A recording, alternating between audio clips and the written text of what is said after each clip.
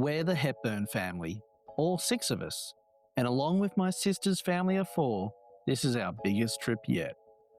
14 incredible days exploring Japan for our first time. From Tokyo to Osaka, Kyoto to Hiroshima, Nagoya to Hakone.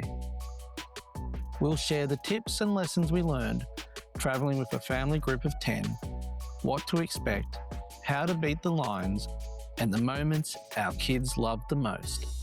Come along as we laugh, learn, and explore, and hopefully help your own Japan trip run a little smoother.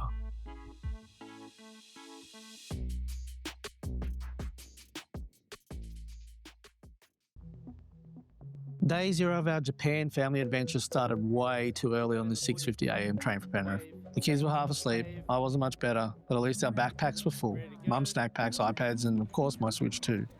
Backpacks make travelling so much easier, and let's be honest, you'll need the spare space for all the crazy stuff you end up buying in Japan. We were flying Qantas and the staff was super helpful checking in our bags. She looked a bit surprised at how little luggage we had, but we knew we'd be coming back way heavier. After a quick stop at customs and an even quicker Macca's run, it was backpacks on and time to board our flight to Tokyo. It was Dakota's first ever flight, so we set her up with headphones and a movie for takeoff. A few nerves, but she soon forgot she was even in the air. The real surprise is we actually flew right over Penrith and spotted our suburban house from the sky. The rest of the trip was a blur of snacks, movies, and me smashing out the Switch too. Luckily, seat USB ports and a couple of battery packs kept us all powered up for the 7,800 kilometre, 10-hour ride to Tokyo.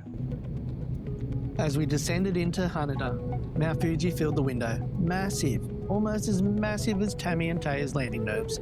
Customs felt like a marathon of conveyors, but thanks to screenshots of our Visit Japan web QR codes, we scanned, stamped, and went through in no time. You've probably heard of the Welcome to Suica card. If you're landing at Haneda, we reckon go for a Pasmo instead. As shown here in the screenshot, even at 10 p.m. at night, the station guard helped us set up the kids' cards. Just show their passports and the machine does the rest in English. Load around about $150 for kids to get you started and $300 for adults. That's our idea. You will be topping it up with cash. Make sure you're always carrying cash on you when you're travelling by trains. With our Pasmo cards sorted, we took our first Japanese train. The trip was quick, spotless, and right on time. And here's a tip. Vending machines take Pasmo too, and most have recycling bins attached, so don't carry empties, just find a machine. So we arrived at our Airbnb in Yotsugi, Aya's house, a big 2-level place with plenty of space for all 10 of us. Upstairs was a room set up with 6 beds lined up together. Sharing is pretty normal in Japan when you travel as a group. But the real star of the show was our very first Japanese bidet. From that moment on, I was hooked. Let's just say every day ended fresher than it started. And for once, there was no skid marks when Mum did the washing. In Japan, you don't wear shoes in houses, so off they went. We swapped to these elastic no-tie laces from Expand, so no fiddling every time we came and went. Yotsugi Station isn't just our local stop, it's a bit of an anime landmark. The whole place is themed around Captain Tsubasa, Japan's famous soccer manga and anime. On the platforms, the train arrival music is actually the show's theme song, and the announcements are voiced by the characters themselves. It's a surreal moment. You're standing in a regular Tokyo station, but the sounds make you feel like you step straight into anime world. For us, it's become part of the daily commute, but it's still made every trip feel just a little bit more magical. We stopped in at the 7-Eleven to get some snacks. Then, from Yotsugi Station, it was just a 5-minute train ride to our first tourist stop, Tokyo Skytree. You said Yeah, we're going to go all the way and we're going to go see an aquarium. How cool is that? Can we go now? We can go now. Let's go, hey? Come on. What do you reckon? Come on. We're going to go see. Let's go. Well, we'll go to the shop. We'll work it out. Let's go.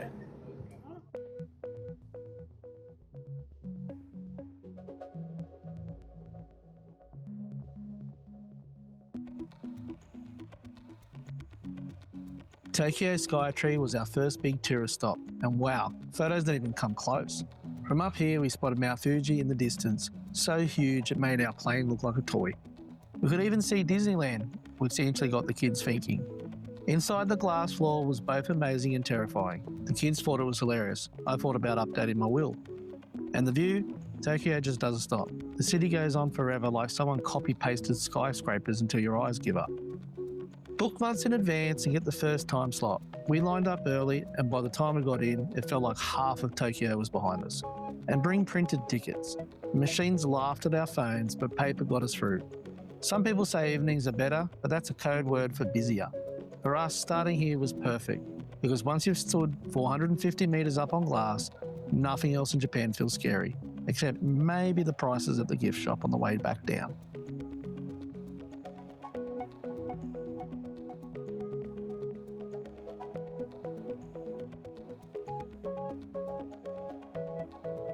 Right inside Skytree is a Sumida Aquarium, and this place is stunning. The first thing you see are these glowing jellyfish tanks lit up like neon signs in Shinjuku. Honestly, they put my Christmas lights to shame. The big fish tanks are incredible, but the real stars are the penguins. They've got this massive open enclosure, and from the upper level they look majestic. From the lower floor, just pretty much the same. And then there were these weird little worm-like sea creatures, all bobbing their heads out of the sand with big smiles. They looked happier than us after a family trip to the 7-Eleven store.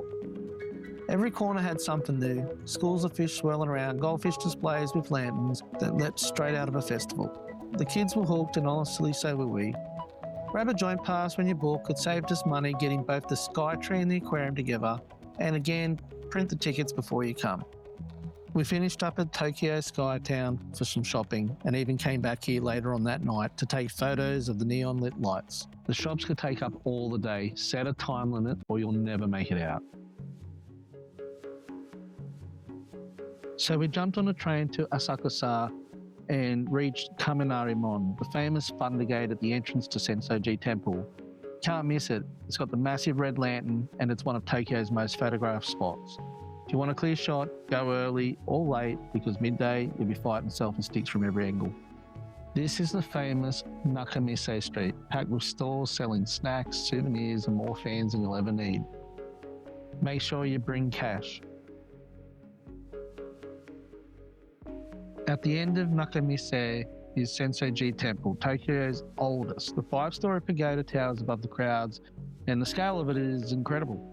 We joined thousands of others soaking the atmosphere, incense smoke drifting across the courtyard and fortune slips fluttering in the breeze.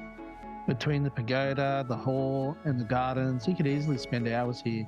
We finished with a wander through the gardens, watching koi circle under the bridges, a calm, beautiful end to our first temple visit.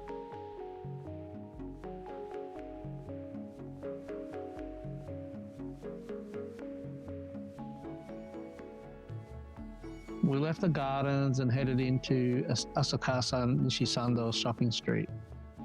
It's a covered arcade that was really good to get out of the heat, and it's a little bit quieter, not so packed.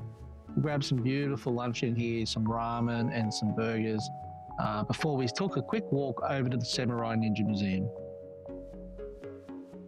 At the Samurai Ninja Museum, we get to look at real armor, the kind that makes you feel like you've stepped right into history.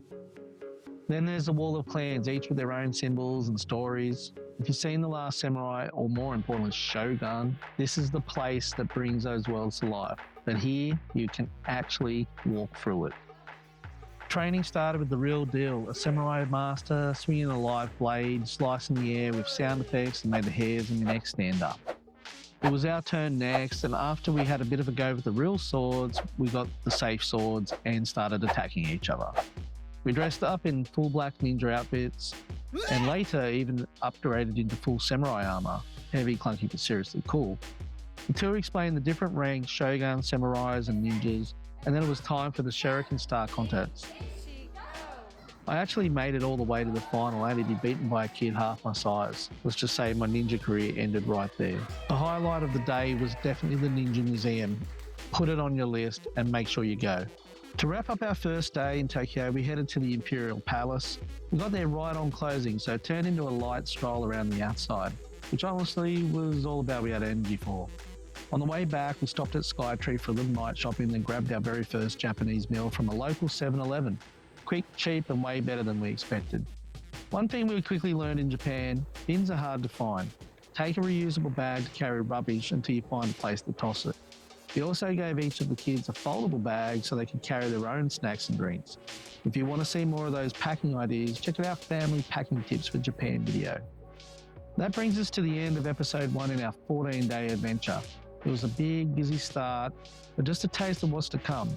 Make sure to like and subscribe so you don't miss episode 2, where we jump on the bullet train to Osaka. We'll take a river cruise in Dotonbori and grab some food. Thanks for coming along. See you in Osaka.